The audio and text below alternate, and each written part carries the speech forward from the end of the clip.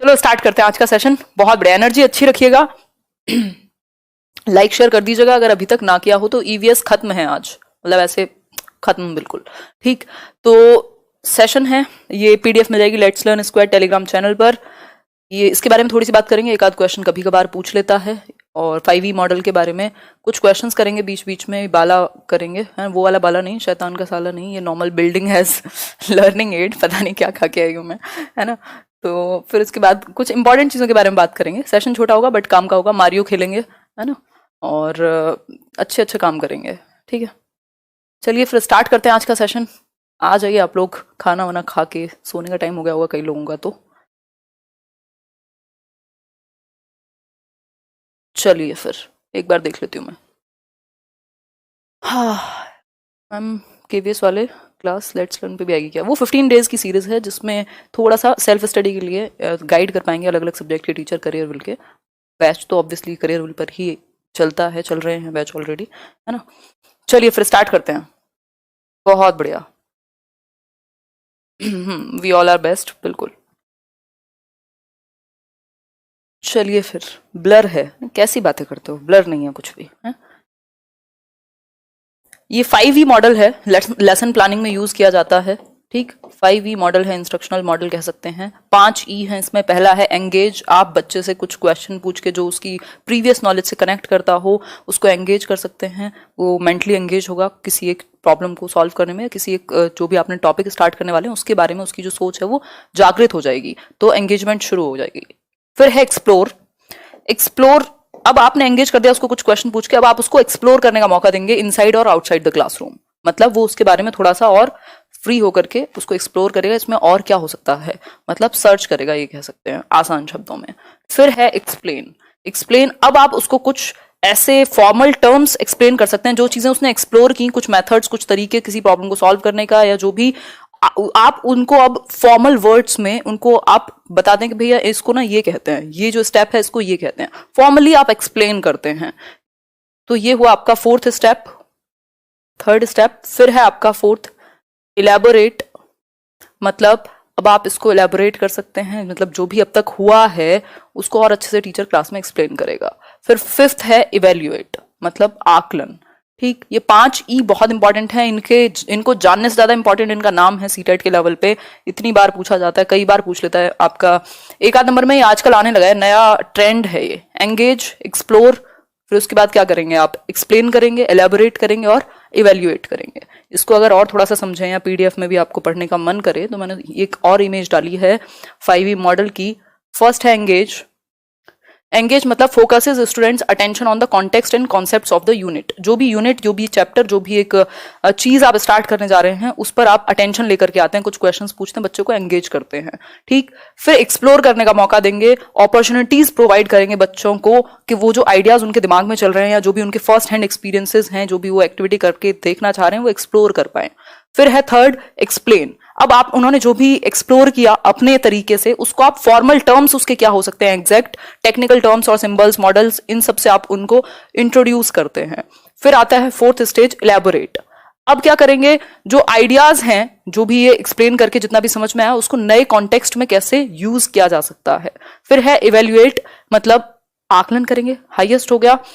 Encourages students to assess their learning progress, मतलब आप बच्चों को एनकरेज करेंगे कि वो आकलन कर सकें खुद की लर्निंग प्रोग्रेस का। ये जो 5 स्टेप में उन्होंने अब तक सीखा, जो भी एक्सप्लोर किया, जो भी चीजें सीखी, फॉर्मल टर्म्स सीखे, इनफॉर्मल तरीके सीखे, उनको वो जांच पाएं या आप उनकी मदद कर पाएं इस चीज में।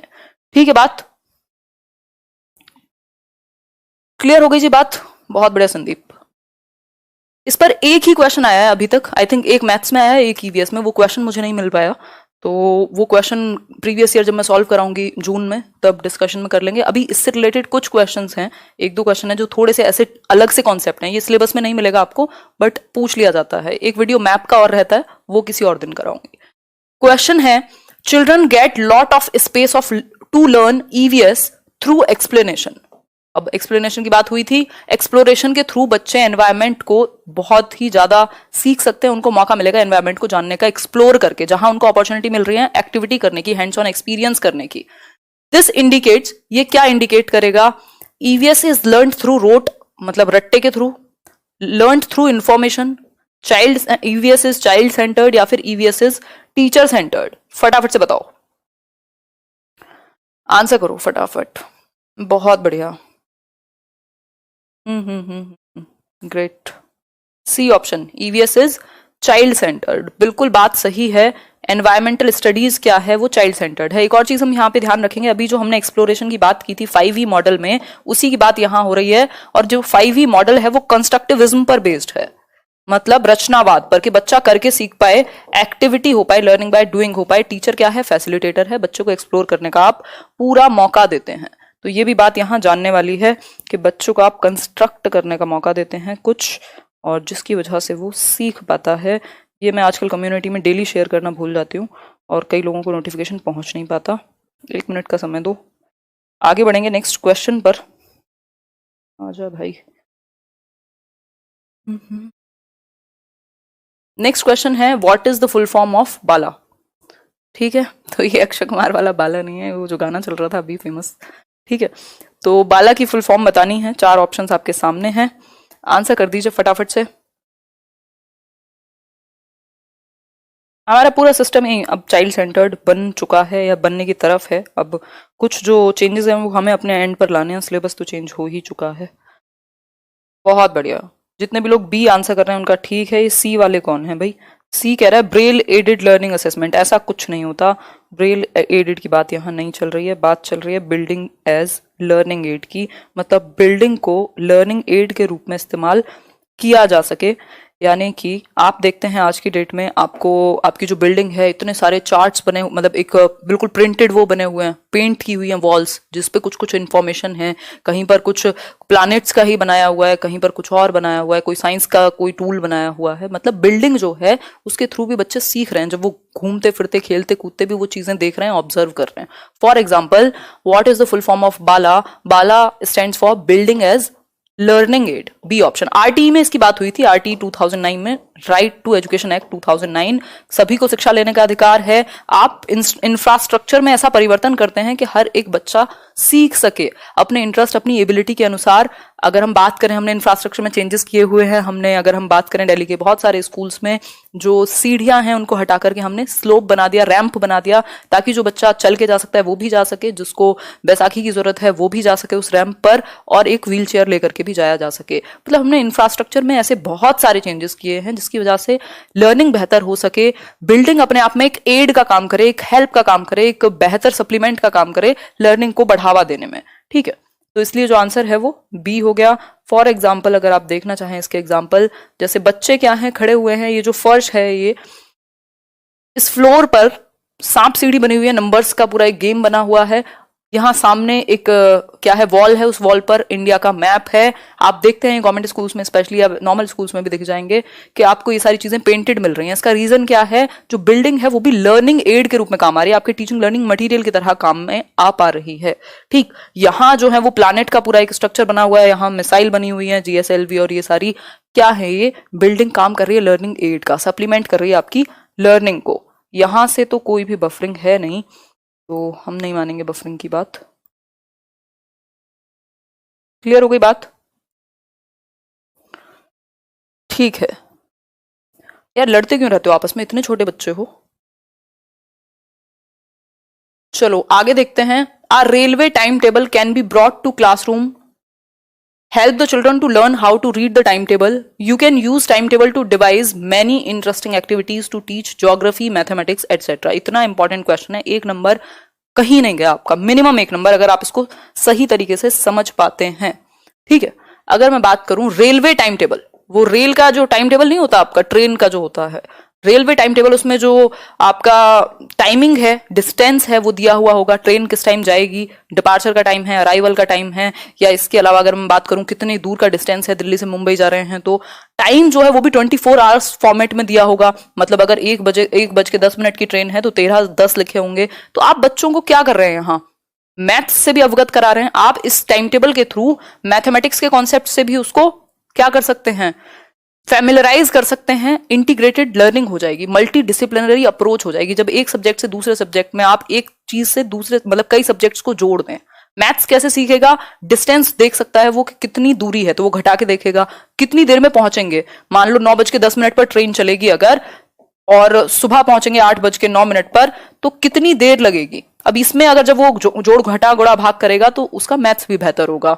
ज्योग्राफी कैसे बेहतर होगी? मान लीजिए एक तरफ लिखा है इलाहाबाद से ट्रेन चल रही है और मुंबई जा रही है, अब वो मैप में भी तो सोच सकता है ना, अपने आप में इमेजिन कर सकता है कि कैसे इलाहाबाद कहाँ है, मुंबई कहाँ है, डिस्टेंस कितना है, कौन किस एक डायरेक्शन में है दोनों, तो कितनी सारी चीजें सही हो रही हैं एक साथ। ज्योग्राफी भी सीख रहा है, मैथ्स भी सीखेगा, एनवायरमेंट से भी परिचित होगा और लैंग्वेज पे भी पकड़ आएगी क्योंकि वो पढ़ना सीख पाएगा, टाइम टेबल को डिकोड करना सीख पाएगा। ठीक है, तो ये इंपॉर्टेंट है। पूरे वीडियोस देख लो सीडीपी के मानव जो पुराने वाले हैं, नए का वेट मैं रिवीजन कराऊंगी, नए प्रॉपर 5 चैप्टर करा चुकी हूँ, बाकी रिवीजन में लूंगी, तो कोई नुकसान नहीं है अगर देख लोगे फ्री टाइम में तो, और नहीं भी देखोगे तब भी उतना मैं करा दूंगी कि जरूरत नहीं पड़ेगी। तो ये हुआ टाइम टेबल। रेलवे का टाइम टेबल आपने देखा होगा, लगा होगा वहां, लगा हुआ प्लेटफॉर्म पर या रेलवे स्टेशन पर। ठीक, तो गांधीधाम ये एनसीईआरटी में दिया हुआ है, गांधीधाम गुजरात में है, यहां से अराइवल का टाइम अभी दिया नहीं है, डिपार्चर है 5:15 का, डिस्टेंस 0 मतलब यहीं से चलने वाली है ट्रेन क्योंकि, और डे 1 की कहानी है। फिर अहमदाबाद पहुंचेगी 11:30 बजे, है ना, फिर डिपार्चर होगा 11:50 पर, 301 किलोमीटर का डिस्टेंस हो गया। दिन कितने लगे? 1। इसी तरीके से 3 दिन लग गए कहां से कहां तक जाने में, गांधीधाम से ये नागरकोइल पहुंचने में। ठीक, तो ये टाइम टेबल है जो आपका गिवन है आपकी बुक में। क्लियर हो गई बात? मिल जाएंगे राजेश जी, ऐप आ जाने तो एक ही जगह पर दे देंगे सीडीपी के नोट्स भी। फिर है ये नेक्स्ट चीज, through games our teacher can bring children's attention to the point that we make rules for our lives. The way do, क्या पढ़ रही हूं मैं, through games our teacher can bring children's attention to the point that we make rules for our lives the way we do for games so that things can be done in a proper manner. मतलब कि अर्थ का अनर्थ हो जाता है अगर थोड़ा सा चेंज हो जाए तो। देखो, बात हो रही है गेम्स के थ्रू, भाई खेल के द्वारा एक जो टीचर है वो बच्चों की अटेंशन को, जो उनका अवधान है उसको कहां खींच करके लेकर के आ सकता है, कुछ पॉइंट्स पर, कुछ मुद्दों पर, कि भाई हम गेम्स में जैसे रूल्स बनाते हैं ना, हमारे गेम्स में कुछ रूल्स होते हैं, आप रूल्स नहीं तोड़ते, है ना, आप हालांकि चीटिंग कर लेते हैं कई बार, बट रूल्स नहीं तोड़ते, लूडो की बात नहीं हो रही है। ठीक, तो रूल्स नहीं तोड़ते, ऐसे 6 पे गोटी खुलेगी तो 6 पे ही खुलेगी आपकी। ठीक, the way we do for games, अब हम समझा सकते हैं बच्चों को कि जैसे हम गेम्स में रूल्स बनाते हैं वैसे हमारी जिंदगी में भी कुछ रूल्स होने चाहिए। उसका रीजन क्या है? ताकि चीजें जो हैं वो प्रॉपर मैनर में चल सकें। ऐसे ब्रेकअप हो गया तो दुनिया नहीं छोड़ के चले जाएंगे, काम करेंगे। तो आपकी जिंदगी में चीजें क्या हैं, कंसिस्टेंट होती हैं कुछ, और वो होनी चाहिए, स्टेबल होनी चाहिए, है ना, रूल्स होने चाहिए, है ना, ऐसे सेल्फ रिस्पेक्ट से ऊपर कुछ नहीं। दुनिया भर की चीजें हैं, झूठ नहीं बोलेंगे या जो भी है, इतने सारे वैल्यूज हैं, नॉर्म्स हैं, आपने क्या क्या बनाया हुआ है, अपना एक कॉन्स्टिट्यूशन बनाया हुआ है अपने लिए। ठीक, तो अगर मैं बात करूं यहां, तो गेम्स में रूल्स होते थे, गेम ऑफ लाइफ चल रहा है, मारियो बचपन में खेला होगा कुछ लोगों ने। ठीक, तो वैसे ही आपकी लाइफ में भी रूल्स होने चाहिए, आप बच्चों को इस चीज के प्रति जागरूक कर सकते हैं, अटेंशन ला रहे हैं, लाइफ स्किल सिखा रहे हैं आप बच्चे को एक। क्लियर हो गई बात? बहुत बढ़िया, आगे बढ़े। हाँ, चल जाएगी मोहित केवीएस में, बट कोई और बुक भी आपको साथ में लेनी पड़ेगी या नोट्स बना लेना, मैं जो कराऊं उसके। फिर है discussion can be done about discrimination. ये बार बार एनसीईआरटी में इस बात पर जोर दिया गया है कि जो ये भेदभाव है या डिस्क्रिमिनेशन है, चाहे वो किसी भी बेसिस पे हो, कास्ट, क्रीड, क्लास, जेंडर, जिस भी बेसिस पे हो, वो नहीं होना चाहिए। डिस्क्रिमिनेशन के ऊपर क्या होने चाहिए? डिस्कशन होने चाहिए कि जो गेम्स हैं, गेम्स में डिस्क्रिमिनेशन ना हो on the basis of gender, caste and class, कि महिलाओं के लिए अलग रूल्स या उनको मौके नहीं मिल रहे हैं, एक पर्टिकुलर क्लास है जिसको मौके नहीं मिल रहे हैं, एक पर्टिकुलर कास्ट है जिसको अछूत मान रहे हैं लोग, अनटचेबिलिटी पर भी आप डिस्कशन करा सकते हैं। ठीक है, बच्चों को एक साथ खाना खाने के लिए भी कभी कभी आप उत्साहित कर सकते हैं, कह सकते हैं, क्या कहें, एनकरेज कर सकते हैं कि वो साथ में बैठ करके खाएं। ठीक, एक दूसरे की लैंग्वेज को रिस्पेक्ट करें, ये सारी चीजें। नेक्स्ट है encourage children to observe flowers closely. आप क्या करेंगे? बहुत बढ़िया, सीडीपी के वीडियोस देख लो, नोट्स अपने हाथों से बनाना, उससे अच्छा कुछ नहीं हो सकता। चलो चलो, कोई बात नहीं है, क्या खेल खेलते रहते हो कमेंट्स में।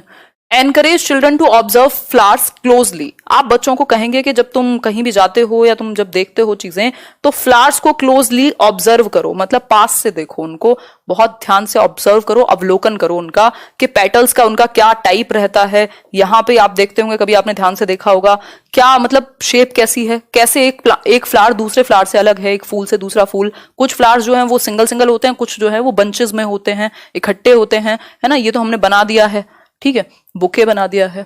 The children should be help to group flowers. बच्चों को ग्रुप करना मतलब क्लासिफाई कर पाएंगे, वो वर्गीकरण सीख पाएंगे, ग्रुप में डाल पाएंगे, based on easily observable characteristics. कुछ कैरेक्टरिस्टिक्स, कुछ विशेषताएं ऐसी होती हैं जिनको बच्चा तुरंत देख करके पहचान सकता है, जैसे नंबर ऑफ पेटल्स।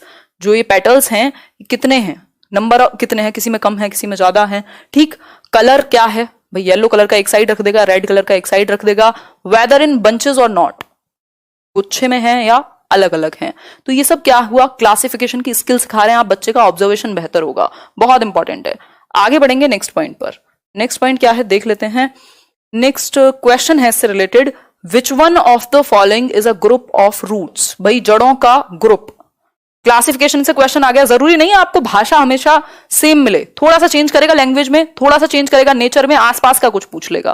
क्वेश्चन में क्या पूछा, हम क्लासिफिकेशन पढ़ रहे थे, ग्रुपिंग पढ़ रहे थे, आप बच्चों को फ्लावर्स को ऑब्जर्व करने के लिए कह रहे थे, और इसी तरीके से आप बच्चों को प्लांट्स को ऑब्जर्व करने को भी कह सकते हैं। वहीं से एक क्वेश्चन बन गया। क्वेश्चन क्या है कि कौन सा एक ग्रुप सही है इनमें से। रूट्स का ग्रुप है, जड़ों का समूह है, जड़ों का समूह। ऑप्शन देखिए, beetroot, potato, ginger, carrot, turmeric, ginger, sweet potato, radish, turmeric, या फिर कैरेट, बीटरूट और रेडिश। बड़ा भयंकर सा क्वेश्चन बना दिया, देखने में आसान है, बिल्कुल डी ऑप्शन सही है आपका। क्यों, क्योंकि जो कैरेट है, गाजर आपकी, बीटरूट जो चुकंदर है और जो मूली है, तीनों जड़ों के प्रकार हैं, बाकी में कुछ कुछ लोचा है, ठीक है। आगे बढ़ेंगे नेक्स्ट पॉइंट पर। नेक्स्ट एक पॉइंट है, a visit can be organised to a construction site near by. A visit can be organized to a construction site nearby so children can interact with the people working there। भाई जो construction site है, आप देखते हैं कोई building बन रही है, कुछ काम चल रहा है कहीं पर, तो आप बच्चों को ये विजिट पे ले जा सकते हैं, फील्ड विजिट कह देते हैं इसको, और ईवीएस में अच्छा रोल है फील्ड विजिट का। अगर मैं बात करूं तो आप बच्चों को मौका देंगे, वहां जो वर्कर्स हैं, मान लीजिए ये लोग ही हैं, जो वर्कर्स हैं जो भी वहां काम करते हैं, उनसे इंटरेक्ट करने का, उनसे वो क्या करेंगे, एक इंटरेक्शन हो, एक अंतःक्रिया हो, बात करें, उनकी लाइफ के बारे में जाने, वो कैसे काम करते हैं, क्या प्रॉब्लम्स आती हैं, या कैसे कैसे ईंट भी बन रही है, मान लीजिए किसी भट्टे पर भी लेकर के गए तो वहां बात कर रहे हैं, देख रहे हैं कि कैसे होती हैं चीजें, ठीक। तो इससे बच्चे को अपनी सराउंडिंग के प्रति वो ज्यादा जागरूक फील करेगा, सेंसिटिव बनेगा, लोगों को लोगों की तरह देखेगा। जब जेब में 4 पैसे आ जाएंगे तो उसका दिमाग नहीं खराब होगा कि ये तो मजदूर है, ठीक। दूसरा क्या है, people from such places also be invited to the classroom to discuss about their work and tools. वो कैसे काम करते हैं, कैसे बनाते हैं चीजें, है ना। मान लीजिए कोई कंस्ट्रक्शन में कोई वही है जो दीवार बनाते हैं प्रॉपर, तो उसको आप लेकर के आ रहे हैं क्लासरूम में, उनको वो वहां डिस्कस कर रहे हैं कि ऐसे ऐसे काम होता है। कम्युनिटी रिसोर्स हो गया अगेन, तो कम्युनिटी रिसोर्सेज का हम बहुत यूज करते हैं। क्लियर हो गई बात, यहां तक की बात क्लियर होगी होपफुली।